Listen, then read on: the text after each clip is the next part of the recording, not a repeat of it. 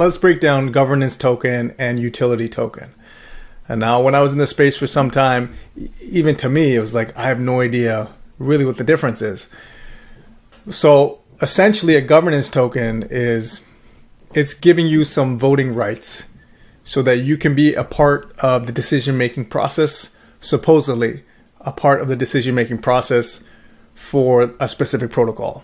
Okay, so a protocol comes out and says, hey, look, we've got this token that we're going to issue however we're going to issue it based on whatever parameters they have to individuals who invest in this project, and they can list a separate governance token. And when you hold those, they give you certain voting rights. And the more that you hold, either the more chance you have of having your vote casted, or you have a bigger weight when it comes to actually voting. So that's the essence of a governance token. Utility token is, there's some means for it to be around. It does something for you by having it. So if you're on a trading platform and they have a utility token, essentially that can just reduce your trading fees if you have that token. So there is some benefit to having that on the platform itself or working through the platform.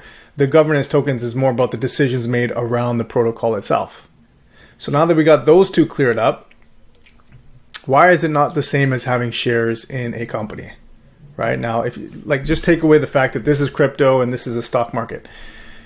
And one of the reasons being is that the whole point of being a security. Now, when you have shares, when you buy shares in a company, legally you have rights, voting rights. They have to take into consideration what your vote is if you decide to vote, and based on what the majority says, whatever percentage they put that majority at, that's kind of what will happen. But in the crypto space, having governance tokens does not mean that there's a legal obligation for them to take into consideration or act on what's been voted.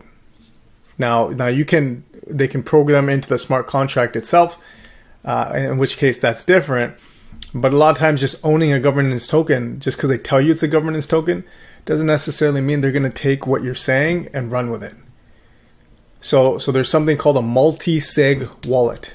So multi-signature wallet. And what it'll do is it'll hold assets for that protocol and a select few, not one person, but multi-signature. So a few individuals will have control over the assets in that wallet. And if they decide, the group of them decide in a certain direction that's opposite of what's been voted on, it's possible. They can do that. They don't legally have to take into consideration what your votes are. If things are locked into the smart contract, that's different, but they don't actually have to do that.